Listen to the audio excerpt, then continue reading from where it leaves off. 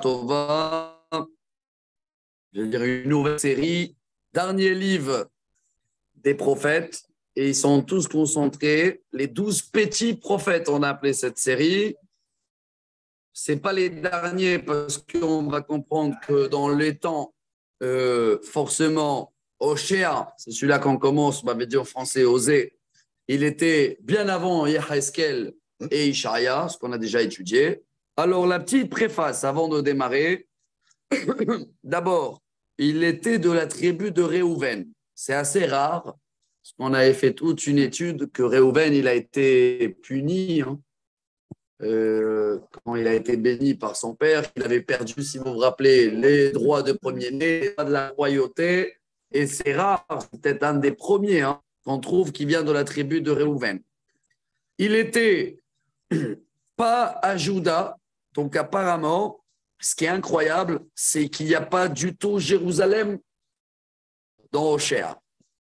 Il ne parle pas du tout de Jérusalem. Je vous fais la préface. Donc, il parle que de Israël. Quand je dis Israël, on remonte à la période du premier temple, au milieu du premier temple, ce qui veut dire, selon ce qu'on a vu Google, on est dans les années à peu près 800 ans avant zéro.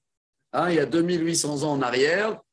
C'était l'époque de le deuxième Jéroboam en français. Il y avait le premier Jéroboam, Ben Navat, vous le connaissez lui. C'est lui qui a divisé Israël en deux. Lui, il avait séparé entre Juda, Juda ça veut dire Jérusalem, Hebron, et Israël. Il avait mis des murs, il avait mis des gardiens, vous vous rappelez. C'était le premier Jéroboam. Après, on avait une série d'une vingtaine de rois pendant tous ces 400 ans, pratiquement 410 ans du premier temple, où Israël était divisé en deux, et les rois d'Israël, la majorité des rois étaient Ra Ben Hashem. Très, très dur. Le peuple est très dur. Donc, le deuxième Jéroboam, il est au milieu du premier temple, rappelez-vous. Donc, selon ce que j'ai vu un petit peu, on est à peu près 150 ans avant la description du premier temple. Quelle était notre situation de la génération? Regardez bien. Je fais une préface parce que ces petits livres, les séries vont être un peu plus courts, quelques cours, et on termine le livre, et tout de suite après, on passe au prochain. Après Oshéa, c'est Amos, je crois. Qu'est-ce qu'on a, nous, dans les livres? Ici, le prochain, c'est Joël. Voilà, Joël. Alors, Oshéa, on finit 14, 15 chapitres. Amos, après Joël. Donc, ça va enchaîner. Ce n'est pas des cours très longs, mais tout cela qui suivent jusqu'à aujourd'hui, grâce à Dieu, on a mis tout en ligne. Bientôt, on va faire des beaux playlists. Comme ça, chacun il peut retrouver tous les cours bien organisés. Alors, Oshéa, il fait beaucoup des chants. Et le dernier chapitre, vous le connaissez très bien, ça va être le Shabbat Shuvah.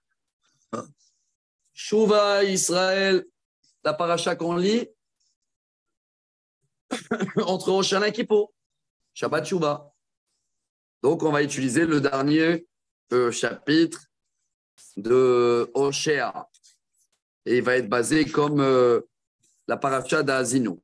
Chers amis, je suis obligé de vous faire cette préface quand même importante. Je vous lis ici que selon ce qu'on va étudier, la génération, elle est, je vous lis mot à mot, Meshubash Nifsad Umaasem Mushratim, génération tordue et Mushrat, comme des escrocs.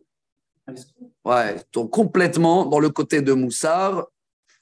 Et Oshéa, il va beaucoup leur parler de tout ça.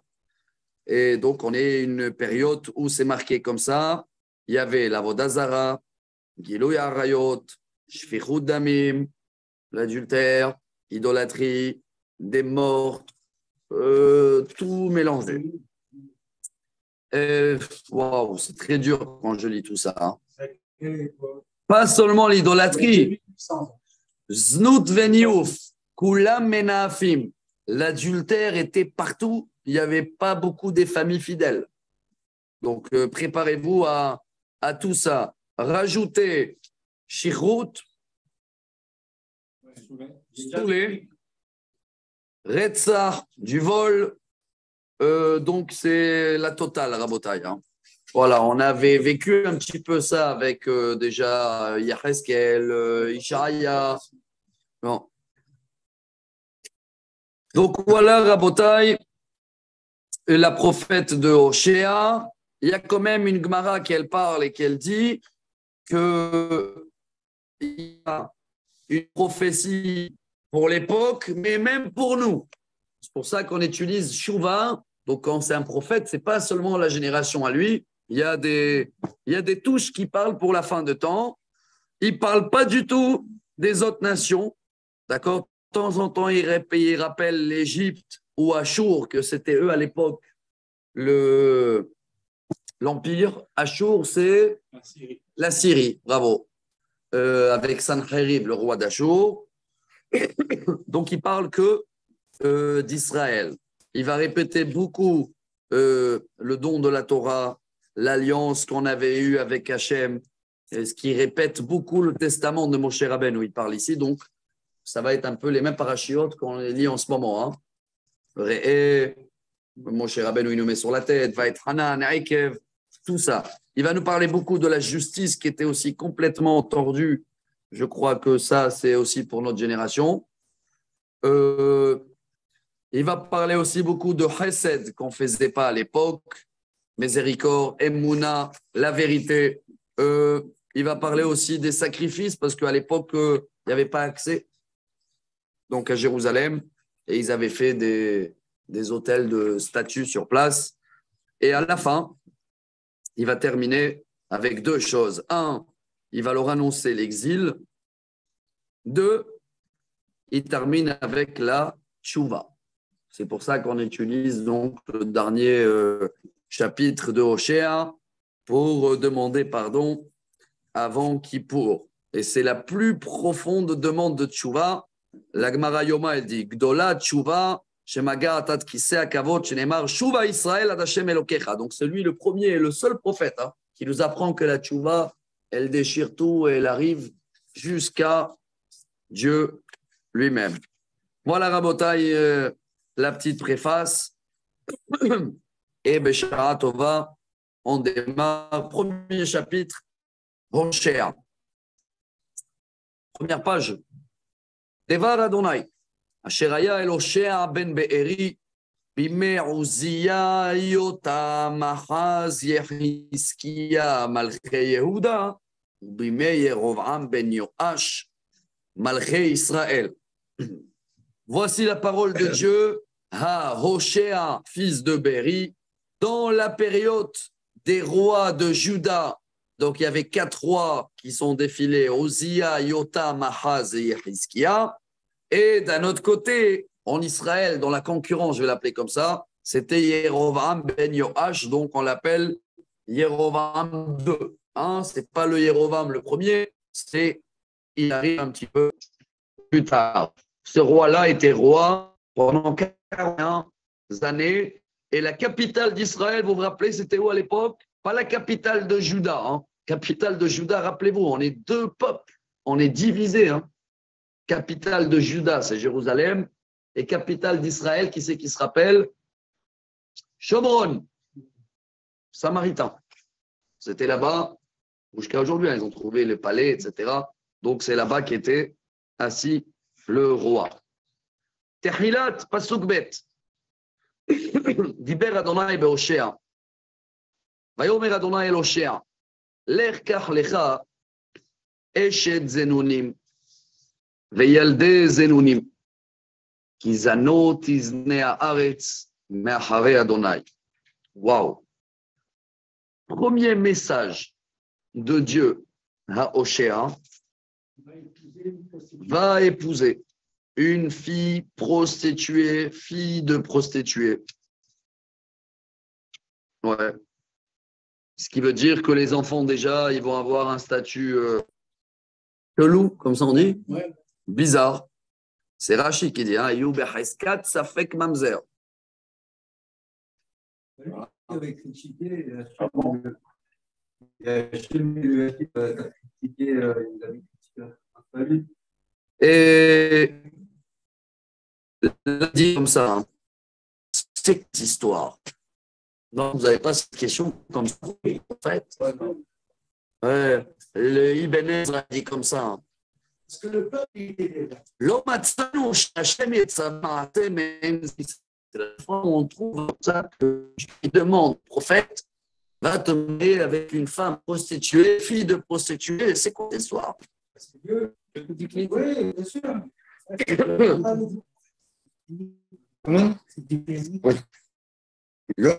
Alors, je vous lis les commentaires quand même. Incroyable, hein. Un grand débat entre les commentaires. Est-ce que ça s'est vraiment passé? Katav Rabbeinu Ibn Ezra, Rabbi Avraham Ibn Ezra, dans l'époque de Maïmonide. Lui, il marque comme ça. Halila, Halila. Il va donner un ordre comme ça. Et là, Lo haya maaseh ze bamsiut ela hazon hanevoua. Donc, ce n'était pas une réalité, c'était une fiction. C'est quelque chose qui n'existe pas. Mais par contre, de l'autre côté, il y a plusieurs rabbins qui sont de cet avis-là. Par contre, je vous parle ce qui est marqué devant moi. Dans les commentaires de Talmud, traité Psachim, page 87, on leur racontait que là-bas, ça s'est vraiment passé. Ouais, parce que il va détailler le nom de la femme, de quelle famille elle vient. Il lui a donné un ordre.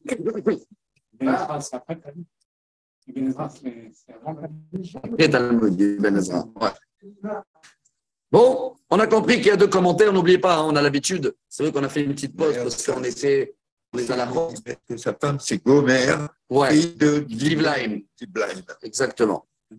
Donc, on a l'habitude de traduire mot à mot, partager les commentaires et tirer les messages qu'on a besoin pour nous. Alors, il le dit, Dieu va yeler, va ikach et Gomer bat Divlaim, va tahar, va teled loben. Il a trouvé une femme, elle s'appelait Gomer, fille de Divlaim. Ok, ici, il mène quand même que Divlaim, c'était une ville à côté, là-bas, dans la côté Jordanie, où il y avait la tribu de Réhouven. D'accord? Donc, c'est de la même famille.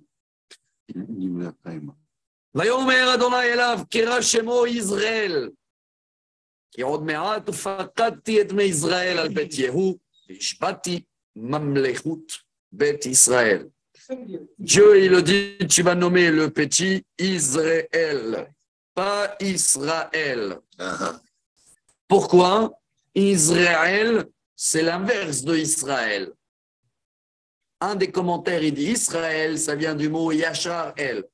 Israël, il y a le mot l'Isroa. C'est quoi l'Isroa? Sommer. Ça veut dire que Dieu, il va les sommer partout. Il va les enlever d'Israël. Ah oui, il va les éparpiller. Les éparpiller, ça vient du mot. Hein. Dieu, il va les éparpiller. Israël.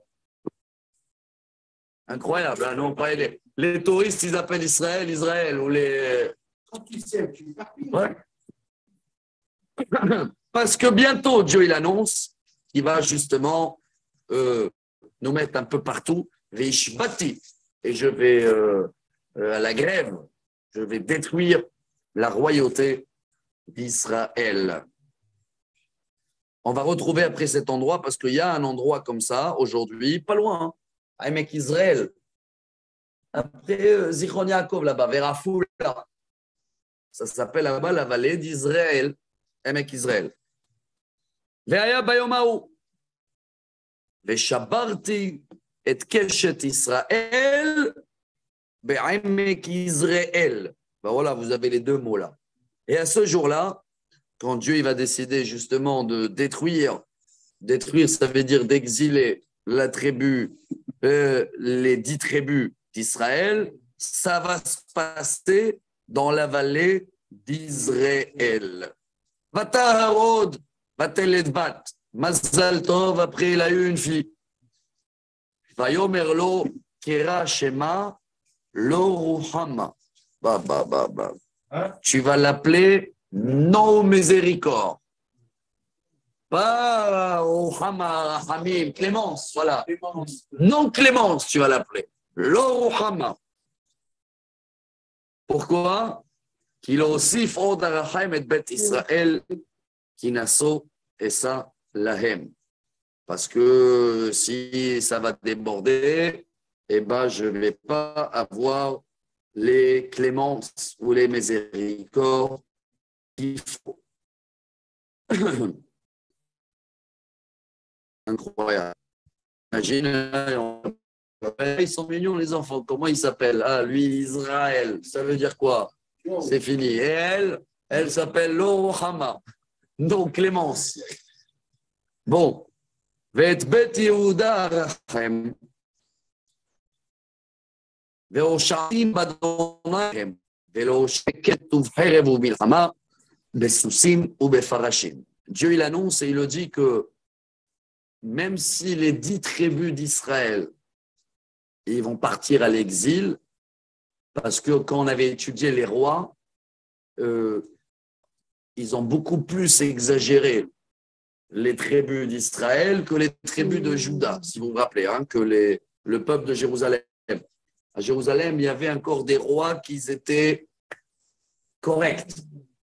Mais dans les rois d'Israël, si je me rappelle bien, hein, c'est pour ça que je n'ai pas le tableau, je crois qu'il est à la maison, il se balade quelque part, il y avait 19 ou 20 rois en Israël. En parallèle, il y avait 22, 23 rois à Juda. La majorité des rois d'Israël et la majorité des générations, même pas, même s'il y avait un ou deux ou quelques rois bien, la génération était le peuple à la panime, hein, comme on a vu, hein, très grave dans le côté de péché et tout ça. Mais n'oubliez pas que les 10 tribus, ils ont exilé 130 et quelques années avant la description du temple. Par les les Assyriens, là, qui sont appris que c'est devenu les Babyloniens. Vous vous rappelez de toute cette histoire, hein? Et là, Dieu, il annonce, il le dit, eux, je vais les exiler, mais les enfants de Juda, je vais encore les laisser se rattraper, mais vous connaissez la suite. Juda aussi, elle ne s'est pas rattrapée, et après, le temple a été détruit, et Jérémie, et Ishaïa, et Yaheskel. Donc là, on est avant eux, hein? On est avant eux. Déjà, Dieu il a annoncé à Hoshea, prépare le terrain parce que les 10 premiers, hop, Israël, ils vont partir. Bon, Mazal Tov, il a eu un 3e enfant. Vatigmol et Loruhama. Après qu'elle a fini à l'été, la petite fille, non Clémence, Vatahar Vatelet Ben. Elle est enceinte d'un garçon, elle accouche. Vayomer, roi. Kera Shemo, Loami. Non, mon peuple, c'est plus mon peuple. Qui atem Loami, Veanochi, Loheye, Lachem. Rabotaï, très, très dur à. Loami, vous n'êtes plus mon peuple. C'est dingue, ça. C'est incroyable. Hein. Ça commence direct par une drame. Il n'y a pas de préface, il n'y a pas rien. C'est direct. Hein. Vous voyez ce que je veux dire? C'est choquant. Hein. Quand on lit ça en diaspora, les gens ne comprennent pas. C'est type qui lit, on l'écoute.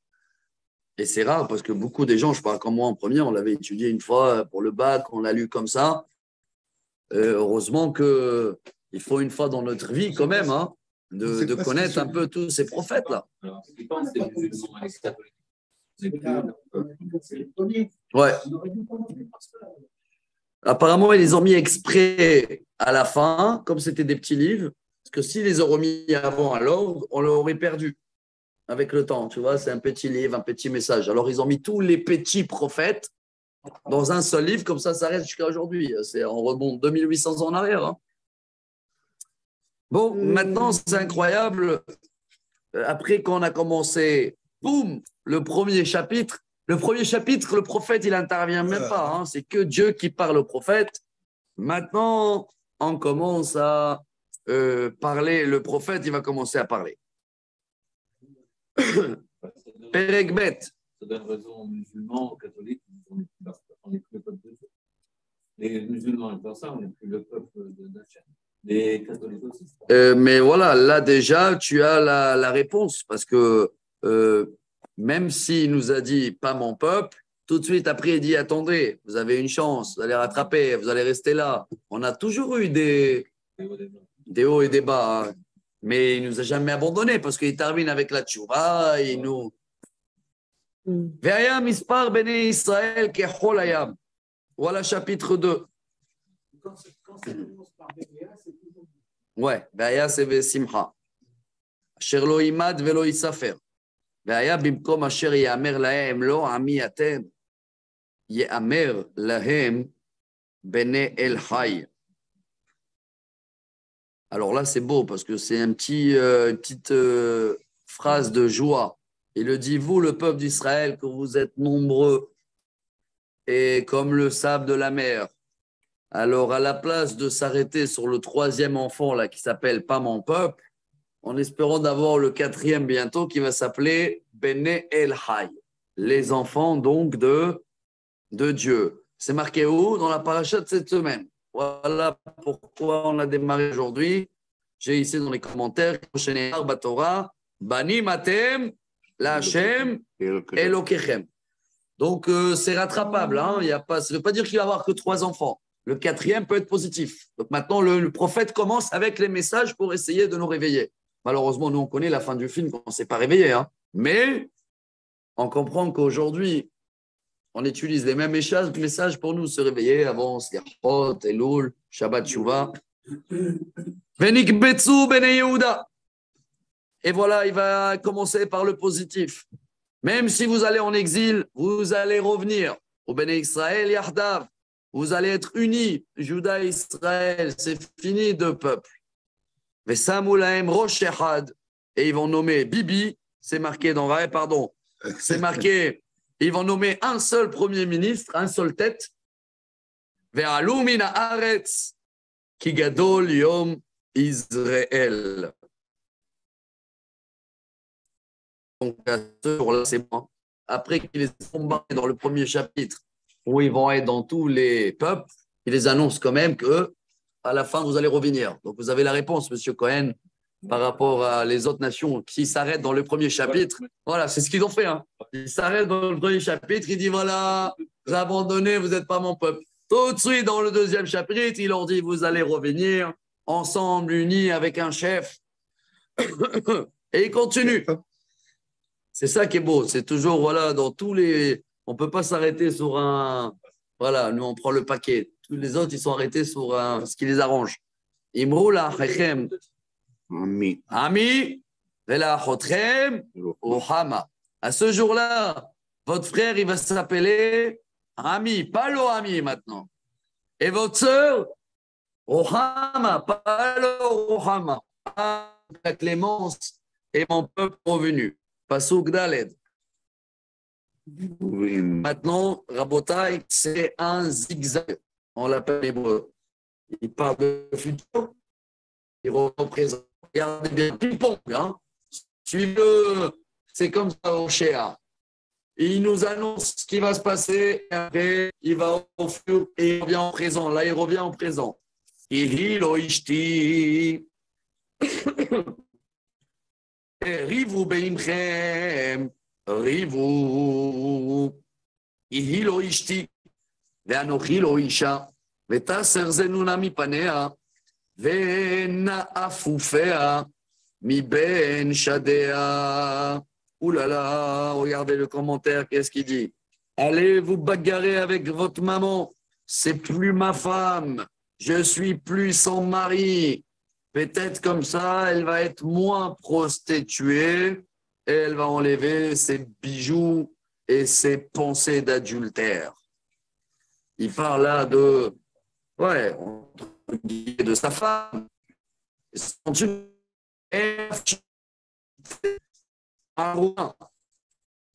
והצגתיה כיום היוולדה, ושמתיה כמדבר, והיא כארץ צייה, ואמיתי בעצמה. Il y a Rabbi Hanali, si je vous traduis là.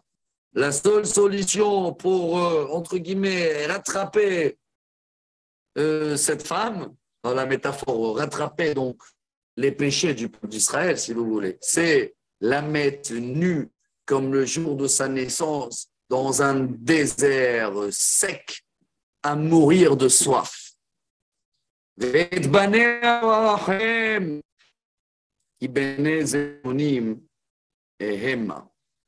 Et même ses enfants à elle, je ne sais pas si c'est les enfants de la prostituée, de la période prostituée. Ce qui veut dire qu'il va y avoir une période où même les enfants, on ne sait pas si, on ne sait pas d'où ils viennent. Ça veut dire qu'il n'y a pas de papa pour les reconnaître, tellement ils ont abandonné Dieu. J'actualise. כי זנתה עמם ובישה אורתם, כי אמרה אלך אחרי מאהבי, נותני לחמי וממי, צמרי ופשתי, שמני ושיקויי. Et voilà, il commence à nous piquer. Car la maman de ses enfants a trompé son mari. Elle va vers ses, comment on appelle, ses amoureux. Oui, ses amants, ses amants. Ses amants, ceux-là qui le donnent à manger, ceux-là qui les payent des vêtements, ceux-là qui leur donnent des parfums. C'est qui celui-là maintenant? Il va parler aussi de l'idolâtrie, les machins, tout ça, que nous aussi on trompe le bon Dieu. Métaphore. Vegadarti et gedera unetivotea lo timtsa. Veritfa, pardon, j'ai sauté un. La reine, ineni sachet darkech basirim, vegadarti et gedera unetivotea lo timtsa. Pour cela que je mets autour de cette femme une barrière de pique pour l'empêcher d'aller voir ses amants. Veritfa et meavea. Mais elle est prête, on les pique et à franchir les barrières et essayer de trouver les amants. Mais il n'y a rien à trouver. Ce n'est pas des vrais amants. C'est virtuel. C'est des statues. Ubikashtam velo timtsa ve'amra elcha ve'ashuba elishi arishon tov li az me'ata. Et alors là, elle va vouloir revenir chez son mari. Mais c'est trop tard, madame. ואילו ידע, כי אנוכי נתתי לה דגן והתירוש והיצר וכסף, הרביתי לה וזהב עשו לה בעל. Elle n'a pas su qu'elle croyait que c'était ses amants qui l'achetaient des parfums et des vêtements, mais c'est le mari qui était derrière. Ce qui dit Dieu, hein, on croit aujourd'hui que c'est ton métier et machin qui t'amène ta richesse et on oublie le bon Dieu. C'est le même message que mon cher Rabbeinu dans les parachiotes en ce moment. Hein. Sauf que là, c'est très direct et dur avec une histoire de prostituée et tout pour nous faire comprendre. Quoi. La reine, Ashub et la carte, Dgani Beito vetiroshi bemoado, Itzalti tzamri ou pishti lechasot et tervata. Pour cela, Dieu dit, si elle ne comprend pas, cette femme, que c'est moi qui donne les fruits de la terre et les parfums, l'huile, et le vin, c'est moi qui la nourris, eh bien, j'enlève la nourriture. Et c'est ce qu'il y avait en Israël, non 2000 ans, sec, ni vin, ni fruits, ni légumes.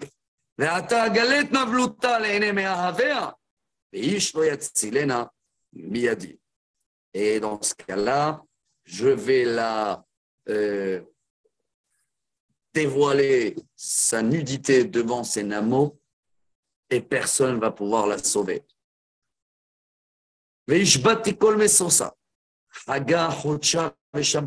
Je vais annuler toute la joie qu'elle avait. Je vais annuler ses fêtes. Je vais annuler ses Rosh Chodesh. Je vais annuler ses Shabbats. Je vais annuler ou assécher sa vigne, sa figue. Je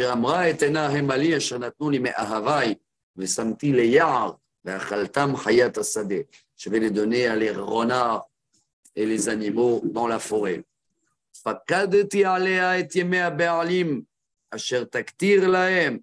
Je vais la faire payer tous les jours où elle est partie voir les amants. ותעד נזמה וחלייתה, ותלך אחרי מאהביה, ואותי שכחה נאום אדוני. Et tous les sacrifices et les bijoux qu'elle les a donnés, là il dit, le commentaire, Rashi fait un pic au veau d'or, il rappelle un peu tout. Et Dieu il dit, voilà, tu m'as oublié madame, tu m'as oublié mon peuple.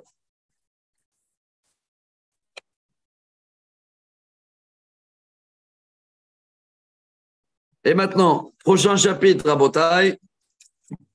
Prochain chapitre. La suite, c'est le mari, il essaie de rattraper quand même la femme avant qu'elle va retourner chez les amants. C'est vraiment notre histoire quand on lit comme ça, hein, du peuple juif, n'est-ce pas ou pas?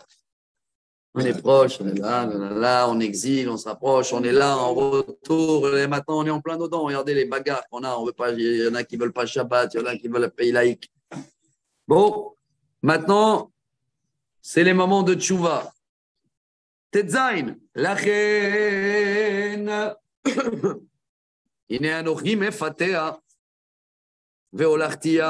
vous allez retrouver des phrases que vous connaissez de la prière. Écoutez bien ce chapitre, la fin de ce chapitre. C'est pas une haftara, une haftara, non? Je crois, ouais.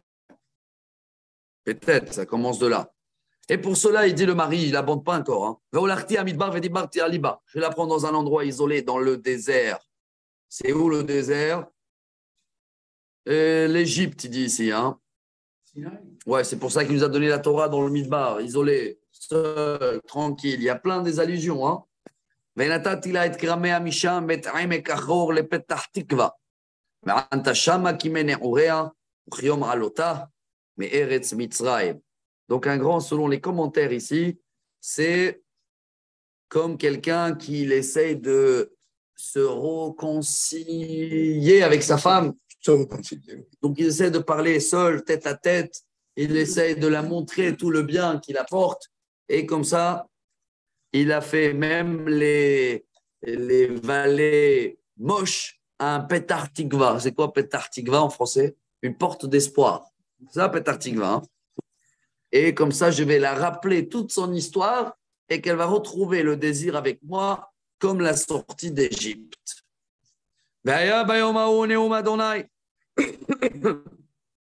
Tikre'i ishi velo tikre'i li'od ba'ali. Et à ce jour-là, tu vas m'appeler mon amour et non pas mon mari. Il y a une différence. Le mot ba'ali, c'est un peu mon patron. Ishi, c'est beaucoup plus intime. Hein, c'est beaucoup plus proche. Comme ça, il dit Rashi. Alors, pour cela, le mari demande à sa femme un seul effort, et lui, en contrepartie, il va faire beaucoup d'efforts. S'il te plaît, madame, enlève le mot Baal. C'est quoi? Tous les idolâtries, on les a appelés Baal. Vous vous rappelez ou pas? C'est quoi Baal? C'est eux les patrons, et nous, on est esclaves. Quand tu crois que tu es esclave de l'argent, esclave du travail, esclave de le mode de vie, de stress et tout, tu es soumis à quoi? Non pas à Dieu, hein, à l'idolâtrie. C'est ça la vraie racine de l'idolâtrie. C'est à la place de faire confiance à Dieu, on devient esclave d'un autre patron qui s'appelle comment? Baal. Donc c'est plus Dieu notre mari, c'est les autres. Alors il demande comme ça, il dit, je ne veux plus écouter de ta bouche les noms des Béralim, là. Enlève toutes tes idolâtres. Tes idoles, bravo. Et alors là, contrepartie, dit Dieu. Le jour où ils vont apprendre le message, tout de suite,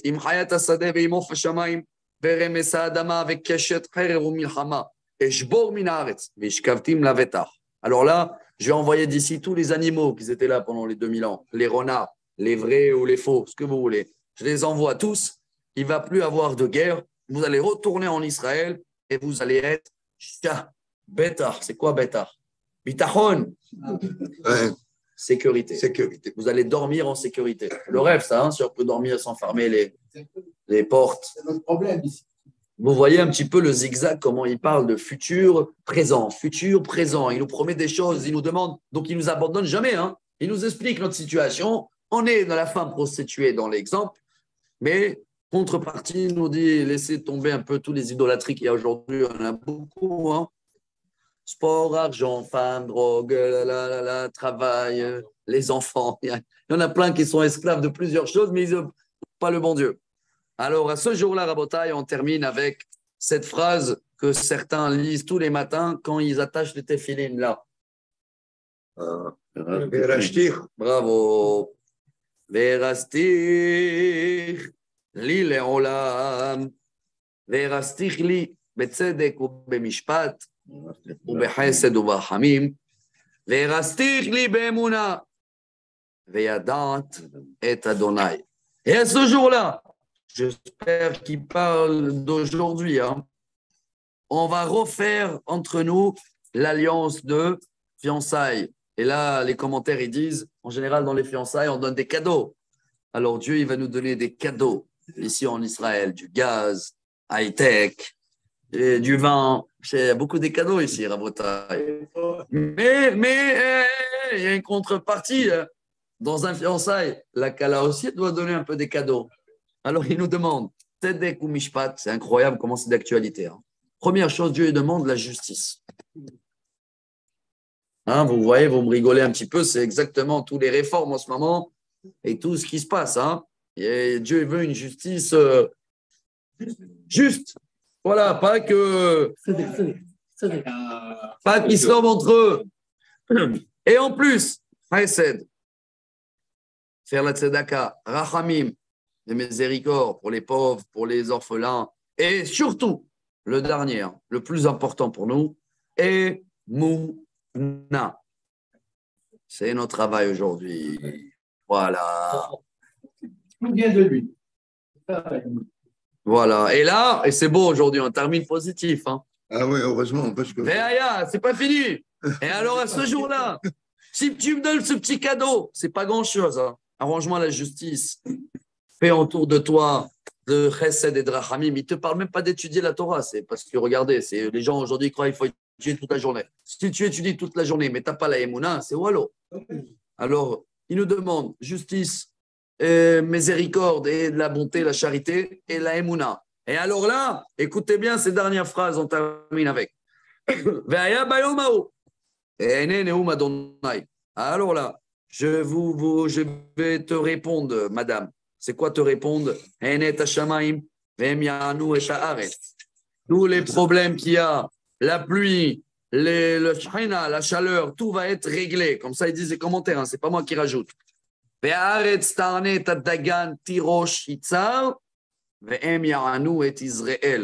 va tout avoir, la récolte, tout est bon, et tout le monde va revenir en Israël. Je vais vous ressommer, mais en Israël cette fois-ci. Israël va revenir en Israël. No Clémence devient Clémence. Et le petit-fils, le troisième, tu n'es pas mon peuple, tu deviens mon peuple. Vehu Yomar Elohai. Et toi, tu vas reconnaître que je suis ton mari. Voilà les deux premiers chapitres. Vous croyez que c'est beau, hein, on peut s'affiner là. Non, demain, Dieu il demande de prendre une autre femme à Oshéa et une autre métaphore et une autre histoire d'amour avec un autre message encore. Mais voilà en grand le début de Oshéa. C'est un film, non? Non, c'est une réalité, Rabotai. Alors, Hazak à vous tous de suivre. Mais on va, si Dieu veut, demain, plus les Allah. Amen, amen, Rabbi Hanania ben Akashir, Robert.